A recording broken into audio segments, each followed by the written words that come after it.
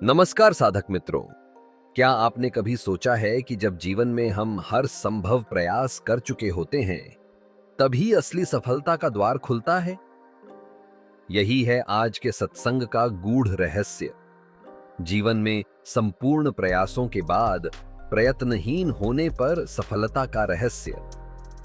जब मनुष्य हर मार्ग, हर उपाय अपना लेता है और फिर भी जब कुछ हाथ नहीं आता, तो वह एक ऐसे मोड़ पर आता है जहां सब कुछ छोड़ देना पड़ता है। वहीं से प्रारंभ होती है शून्यता की अवस्था, जहां से भगवान स्वयं सहायता करते हैं। इस वीडियो में आप सुनेंगे कुछ सच्चे प्रेरणादायक प्रसंग। कैसे एक पत्नी ने प्रार्थना के बल से अपने पति को मृत्यु के मुख से लौटाया। कैसे एक टीबी का रोगी प्रकृति की कृपा से पूर्ण स्वस्थ हो गया और कैसे एक मासूम बच्चा समस्त राज्य के समक्ष ईश्वर की उपस्थिति सिद्ध कर देता है। यह सभी घटनाएं आपको एक ऐसे आध्यात्मिक यात्रा पर ले जाएंगी जहां आपके सारे प्रश्नों के उत्तर छिपे हैं। तो जुड़ जाइए इस आत्मानुभव से परिपूर्ण सत्संग के साथ, जहां से आरंभ होता है ईश्वर की कृपा का वास्तविक मार्ग। सत्संग शुरू होते ही अपने मन को एक आंतरिक क्रांति के लिए तैयार कर लीजिए। आज का सत्संग अंग्रेजी भाषा में कहें तो ये है mystery of success on being effortless after all the efforts in the life. Hindi भाषा में सब प्रयासों के बाद अप्रयास दिशा में आकर सफलता का क्या रहस्य है। कहने का मतलब ये है, जब आप पूर्ण प्रयास कर चुको और उसके बाद भी अगर आपको सफलता नहीं मिलती है, और जब आप अप्रयास की दशा में आ जाते हो, तभी सफलता की किरण आपके सामने आती है। जब तक आप पूर्ण प्रयास नहीं करोगे, do in the life everything and don't leave any stone unturned. पूर्ण प्रयास के बाद जब आपको ये आभास हो जाए कि इसके बाद मैं अब कुछ नहीं कर सकता हूँ, जब आपको ये समझ में आ जाता है कि इसके बाद मैं कुछ नहीं कर सकता हूँ, तो आपकी दशा शून्य दशा हो जाती है। आप ज़ीरो लेवल पे आ जाते हो। आप नथिंगनेस में आ जाते हो। आप शून्यता में आते हो। उस शून्यता में ही चेतना का निवास है। शून्यता में ही प्रभु का निवास है। जब इस दशा में आप पहुँचते हो, तो परमात्मा की किरण किसी न किसी रूप में आपके हृदय में पहुँचती है। वो किरण प्रकाश की होती है और वही आपको रास्ता दिखाती है। और तब आप उस रास्ते पे चलते हो और अपने मंजिल को पा लेते हो। तो पहले तो पूर्ण प्रयास करना बहुत आवश्यक है। आपको पहले ये डिज़र्व तो करना पड़ेगा कि मैं राजा बनने लायक हूँ या नहीं हूँ। जब आप में राजा बनने की पूर्ण क्वालिटीज़ आ जाती हैं, तभी आप भगवान से प्रार्थना कर सकते हो कि मेरे को सफलता मिले। जब विद्यार्थी साल भर परिश्रम करके जब परीक्षा में जाता है और प्रभु से प्रार्थना करता है कि मैंने जो करना था कर लिया, इसके बाद न मेरे लिए कुछ पढ़ने को है, न कुछ समझने को है। अब तू ही मेरी रक्षा कर। और तभी परमात्मा रक्षा करता है। जैसे कि आपको मालूम है कि अर्जुन कितना महान तीरंदाज था। तभी कृष्ण भगवान ने उससे कहा, जब तू अपने विज्ञान में इतना पारंगत हो जाएगा, तभी मैं तेरी सहायता करूंगा और मछली की आंख पल भर के लिए तेरे सामने स्थिर हो जाएगी। तो पहले अपने जीवन में पूर्ण प्रयास करना बहुत आवश्यक है। महात्मा बुद्ध ने जीवन में इतना प्रयास किया 6 साल तक, और उसके बाद जब उनको कुछ करने को ही नहीं रहा, तभी उन्होंने प्रभु से प्रार्थना की, मैं नहीं जानता कि अब मैं क्या करूं। मैं प्रयास रहित हो गया हूं और मैं अपने सब प्रयासों को आज छोड़ रहा हूं। मैं शून्यता में आ गया हूं। मैं नहीं जानता कि आगे क्या करूं। और उसी रात जब वो शून्यता में आ गए, तो उनको ज्ञान की प्राप्ति हो गई। जब पूर्ण प्रयास कर लोगे, चाहे वो विज्ञान हो या आपका कोई व्यवसाय हो या आपके घर में कोई बीमारी हो, जब वो पूर्ण प्रयास कर लोगे और आपके पास कोई रास्ता नहीं रहेगा, तभी आपकी आंखों में अश्रु आएंगे कि भगवान, इससे बढ़ के मैं कुछ नहीं कर सकता। आप शून्यता में आ गए, और शून्यता में आने पर ही आप प्रभु के साथ हो जाते हो, और आपको प्रभु रास्ता दिखा देते हैं। बिना प्रयासों के आप कितने भी जाके प्रार्थना करते रहो, कोई सफलता नहीं मिलेगी। अपनी तरफ से पूर्ण प्रयास करना अति आवश्यक है। जब पूर्ण प्रयास करोगे और आप चौरस्ते पे पहुंच जाओगे और आपको नहीं मालूम कि कौन से रास्ते पे जाना है, आपके चारों तरफ अंधकार होगा। वो जब अंधकार में आप प्रतीक्षा करोगे, तो धीरे धीरे वो अंधकार समाप्त होने लगेगा।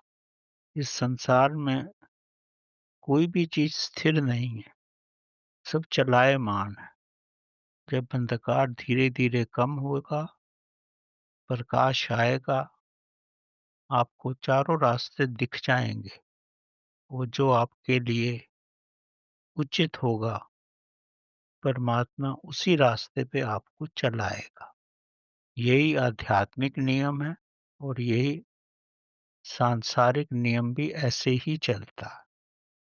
इसको समझने के लिए मैं एक दो छोटी कथाएं आपको सुनाना चाहूंगा, ताकि आपको आभास हो जाए कि प्रयास के बाद जब आप अप्रयास दिशा में पहुंच जाते हो, तो परमात्मा किन विधियों से आपकी सहायता करता है। एक कथा है, एक राजा थे। उनके मंत्री जो थे, बड़े प्रतिभाशाली थे, बुद्धिमान थे, लेकिन किसी कारणवश राजा उनसे बहुत नाराज हो गए और उनको मृत्यु दंड दे दिया। उनकी धर्म पत्नी भली भांति जानती थी कि मेरे पति कोई गलत कार्य कर ही नहीं सकते। अपूर्ण प्रेम था पति के प्रति, लेकिन राजा ने दंड दे दिया कि इनको एक ऊंची मचान पे चढ़ाया जाए, जहां पर भी कोई भी न पहुंच सके और ये खुद भी वहां से जंप ना कर सके, और वहीं पर भूख प्यास से 2 4 5 दिन में उनके प्राण निकल जाएं। तो इनको उस मचान पे चढ़ाया गया। इनकी धर्म पत्नी ने राजा से बहुत प्रार्थना की, पर राजा ने एक न सुनी। तो ये अपने कमरे में निराश होकर बैठ गई, प्रभु का स्मरण करती रही, और प्रभु को याद करते करते उसकी स्थिति नो माइंड स्टेट की हो गई। मतलब उसका माइंड शून्य हो गया। जैसे ही माइंड शून्य हुआ, तो चेतना की प्रगति हुई। तो संध्या का समय था, थोड़ा सा प्रकाश था। उसके जैसे ही आंख खुली, तो उसने देखा कि कुछ बड़े बड़े मकोड़े दीवार पर चढ़ रहे हैं, फर्श पे थोड़ी चीनी गिरी हुई थी, वो मुँह पे लगा कर के दीवार पे चढ़ रहे थे। वो काफ़ी ऊपर चढ़ कर के जब उनके मुँह की मिठास कम हो जाती थी, तो गिर पड़ते थे। ये देख रही थी, तो प्रभु ने उनके हृदय स्थल पर ऐसा प्रकाश डाला कि चीनी के बजाय उसने शहद नीचे डाल दिया। तो देखा कि मकोड़े बहुत ऊपर तक पहुँच गए। फिर इसको ख़्याल आया, अगर मैं इस मकोड़ों के साथ एक छोटा-सा धागा बाँध दूँ, तो ये धागे के साथ चल पड़ेंगे। तो कहीं से उसको ऐसा विचार आ गया कि वो मचान के पास गई, मकोड़ों को लेके 10-5 मकोड़ों को लेकर के उनकी टाँगों के साथ धागा बाँधी, मुँह पे शहद लगाई और मकोड़े मचान पे ऊपर चढ़ते गए और 2-3 मकोड़े ऊपर तक पहुँच गए। तो अपने पति को इशारा की, इन मकोड़ों को पकड़ दो। मकोड़ों को जैसे ही उसने पकड़ा, तो उसके हाथ में धागा आ गया। जब धागा आ गया, तो धागे के नीचे उसने बड़ा धागा बाँधा, फिर उससे बड़ा धागा बाँधा, धीरे-धीरे एक बड़ी रस्सी बाँध दी और रस्सी ऊपर तक पहुँच गई। और जैसे ही रस्सी ऊपर तक पहुँच गई, तो उसके पति देव रस्सी के सहारे नीचे उतर आए और देश छोड़ के चले गए। यहाँ कथा का मतलब इतना ही है, जब उसके पास कोई सहारा नहीं था, सब प्रयास करके अप्रयास हो गई थी, रोते-रोते अपने कमरे में बैठ गई, तो प्रभु ने ऐसा प्राकृतिक सहारा उसको दिया कि वो अपने पति को बचा सकी। इसी तरह ऐसी एक वास्तविक कथा है। एक व्यक्ति को टीबी हो गई थी और इतनी भयंकर टीबी हो गई कि उसके मुँह से, नाक से सब कीड़े ही निकलने लगे। घर वालों ने भी उसको त्याग दिया। तब उसने समझा मरना ही है, तो जाके ग्राउंड में, क्योंकि शरीर में इतनी गर्मी थी, वो गर्मी को सह नहीं सका और बाहर मैदान में जाकर के लेट गया। मरने की तो अवस्था थी ही, अब वो कोई प्रयास भी नहीं कर सकता था। सब इलाज उसने करवा लिए जितने पॉसिबल थे। घर वालों ने भी मदद नहीं की, तो वहाँ जाके वो बेहोश हो गया।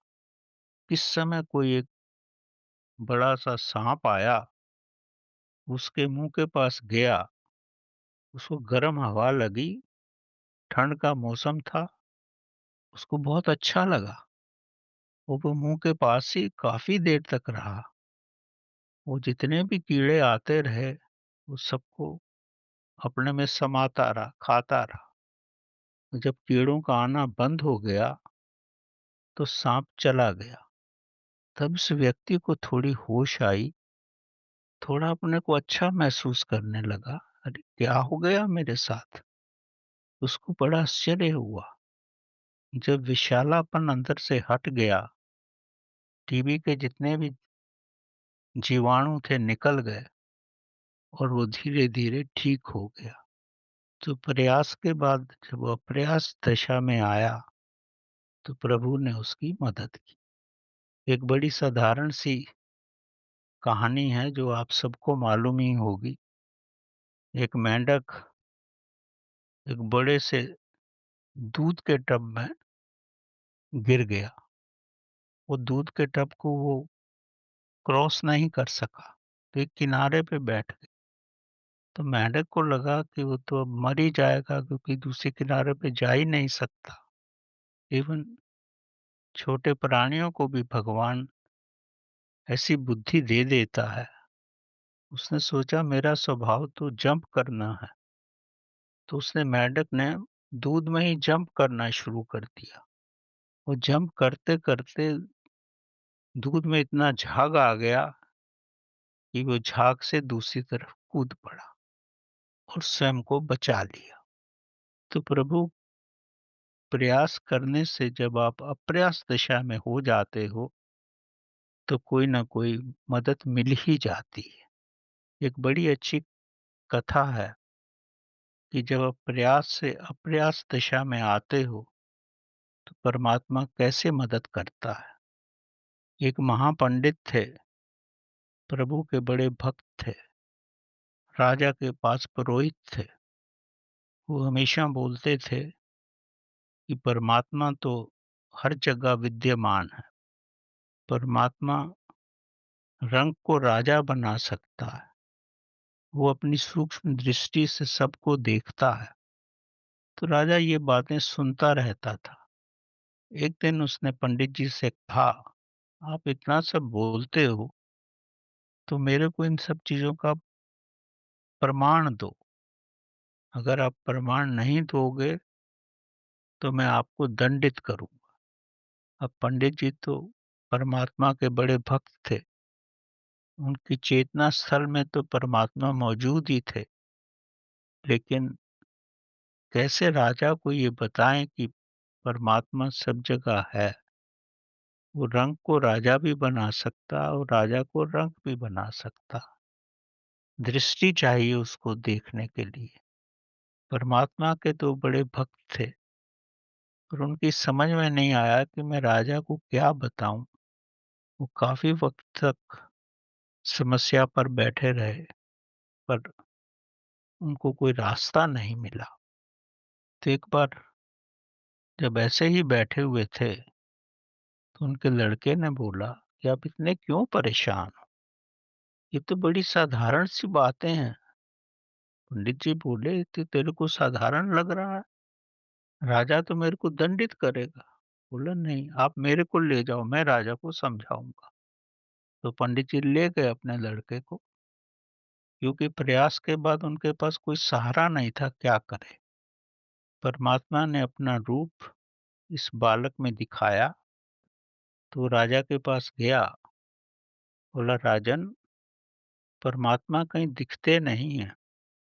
दूध में घी भी रहता है और मक्खन भी रहता है, पर आप उसको देख नहीं सकते। लेकिन दूध से दही बनाओ, मक्खन निकाल लो, तो घी भी निकल आता है। तो अगर आप साधना करोगे, प्रयत्न करोगे, तो आपको परमात्मा के दर्शन हो जाएँगे, जैसे दूध से घी निकलता है।" तो राजा बड़ा अच्छा लगा राजा को। उसकी समझ में आ गया कि परमात्मा हैं। फिर बोलता कि परमात्मा दिखते नहीं हैं। बालक ने बोला, "गुलाब के फूल मंगाओ।" राजा ने गुलाब के फूल मंगाए। बड़े अच्छे सुगंधित फूल थे। राजा को फूल बहुत अच्छे लगे। बालक ने पूछा, "फूल आपको अच्छे लगे? क्यों अच्छे लग रहे हैं?" "क्योंकि उसमें अच्छी सुगंध है। आप सुगंध को महसूस कर रहे हो। क्या आप सुगंध को पकड़ सकते हो?" राजा ने बोला, "नहीं।" "जब आप सुगंध को पकड़ ही नहीं सकते, तो परमात्मा को कैसे पकड़ोगे?" "परमात्मा भी एक सुगंध रूप में है। आप उसकी साधना करो, उसकी भक्ति करो, उसी सुगंध आपको आएगी।" राजा बड़ा खुश हुआ। तो तीसरा प्रश्न उसने कहा कि रंग को राजा कैसे बना देता है और राजा को रंग कैसे बना देता है भगवान? तो बालक ने बोला, "आप ये प्रश्न मेरे से कर रहे हो। आप समझते हो मैं आपसे बड़ा हूँ, तभी तो ये प्रश्न कर रहे हो।" "कहाँ?" उसने बोला, "हाँ, इस स्थिति में तो मैं यही समझता हूँ।" तो बालक ने बोला, "अगर मैं इसका उत्तर चाहते हो तो मेरे को भी स्थान दो।" तो राजा ने उसको सिंहासन पे बिठा दिया और खुद नीचे बैठ गए। तो बालक ने बोला, "अब देखो, भगवान राजा को रंक बना देता है और रंक को राजा बना देता है।" राजा ने बालक की बुद्धि की बड़ी प्रशंसा की और राजा बहुत खुश हुआ।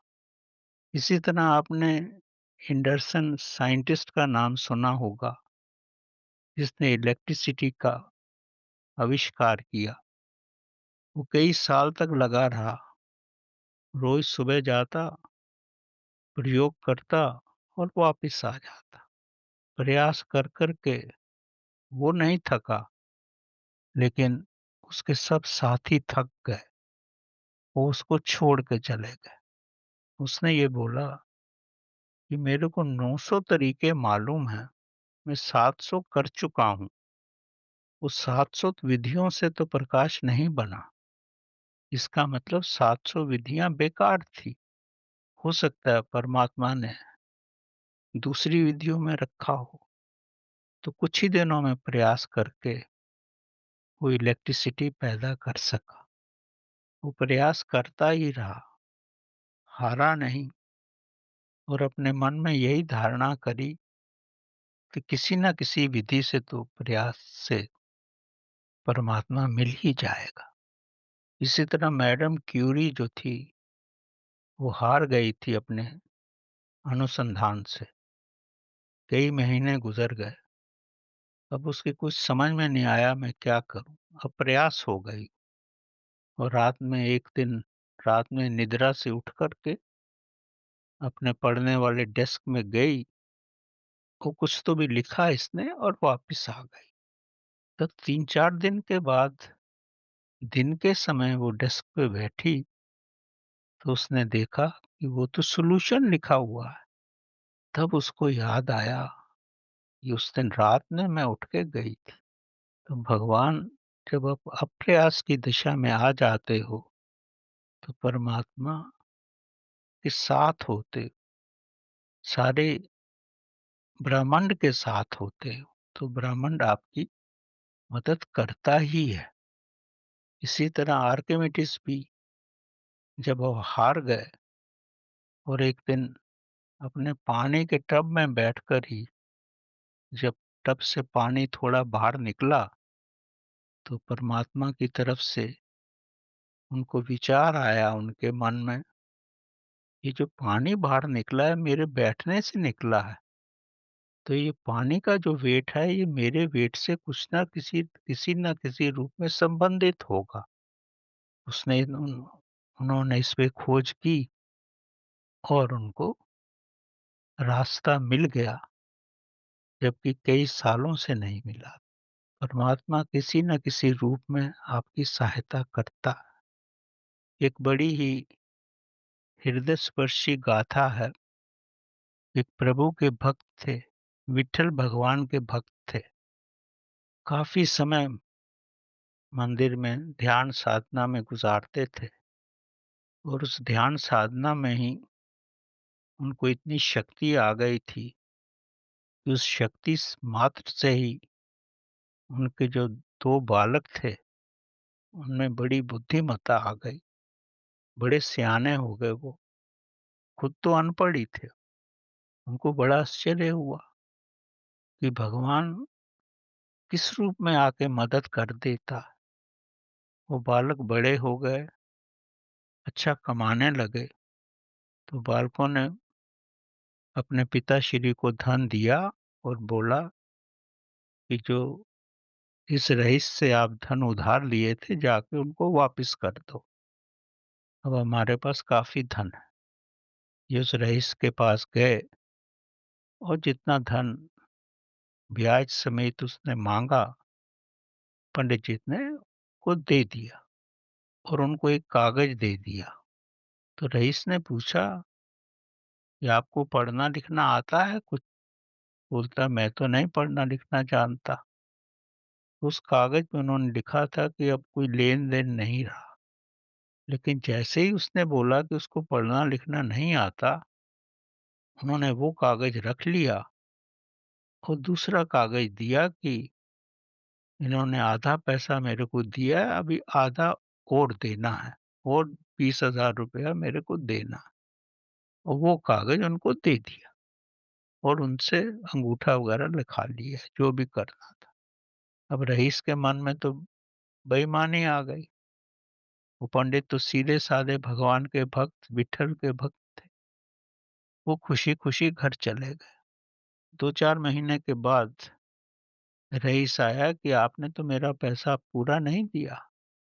बोले मैं तो पूरा दे दिया हूँ। कहते नहीं, उन्होंने इन पे केस कर दिया। ये जज के सामने गए, बोले मैंने तो इनको सब दे दिया है। तो बोले किसके सामने दिए? कहते कोई नहीं था, ये थे और मैं था, और तो कोई नहीं था। रईस बोला नहीं, इन्होंने नहीं दिया। खैर जज ने उनको बोला 1 महीने के अंदर कोई सबूत लाओ, नहीं तो आपको पैसा देना पड़ेगा। ये प्रभु के पास गए, प्रार्थना करी, बेचैन हो गए, पर क्या करते, इनके पास तो कोई सबूत था नहीं। कोई साथ में था भी नहीं व्यक्ति जो इनकी गवाही दे सके। प्रार्थना करते-करते ये अमनी दशा में आ गए, और इस तरह अमनी दशा में आ गए जैसे वो अस्तित्व के साथ एक ही हो गए। जब दूसरे दिन कचहरी में पहुँचे, तो ये सोचकर ही गए थे तो मैं तो बोल दूँगा मेरे पास कोई सबूत नहीं, तो जज ने जो करना है वो कर लेगा। कचहरी में पहुँचे, तो ये बोलने वाले ही थे, तभी एक महापंडित वहाँ आए, बोले कि मेरे सामने इन्होंने पैसा दिया है। तो उन्होंने बोला कि रईस के घर में जाके देखो, इनकी तीसरी अलमारी के दूसरे खाने में, दूसरी बही में एक पेपर है, वो निकाल के लाओ। जज ने ऑर्डर दिया, वो आ गया सब। उसमें लिखा था कि सब पैसा दे दिया है। खैर रईस को सज़ा हुई, पंडित जी छूट गए, पर जज को बड़ा आश्चर्य हुआ। जज उनके गाँव गया, बोला कि कौन से पंडित आप लेके आए थे?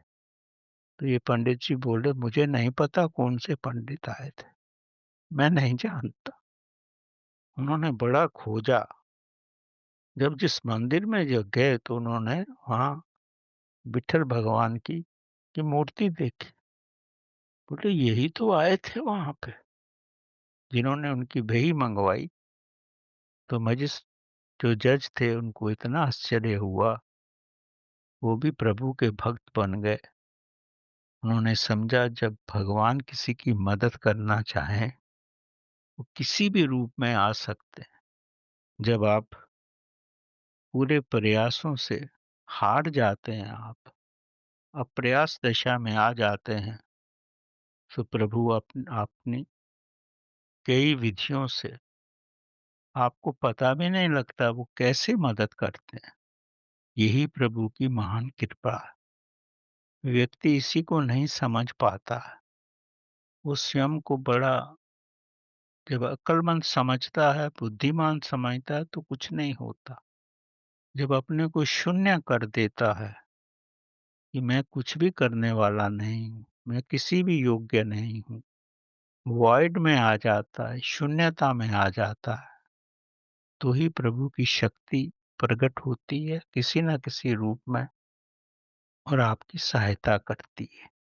प्रभु कष्ट भी आपको इसीलिए देते हैं ताकि आप में दृढ़ता आए। जब दृढ़ता आती है, तब आप एक तत्व में हो जाते हो, तब आप विचलित नहीं होते, तो आपकी स्थिति स्थित प्रज्ञ जैसी हो जाती है, जैसे आप शून्यता में ही सफर कर रहे हो। उस अवस्था में जब आप पहुंचते हो, तो सारे ब्रह्मांड की शक्तियां आपकी सहायता के लिए आ जाती हैं। ये आपके पहले किए हुए प्रयासों का ही फल है। आपने पहले इतने प्रयास किए, अब आपको अप्रयास दशा में प्रभु इसलिए लाए कि ताकि आप शून्यता में आ जाओ और प्रभु के साथ लीन हो जाओ। आपकी समाधि की दशा आ जाए, ताकि जीवन में आप ऊपर उठ सको, प्रभु के साथ एक हो जाओ।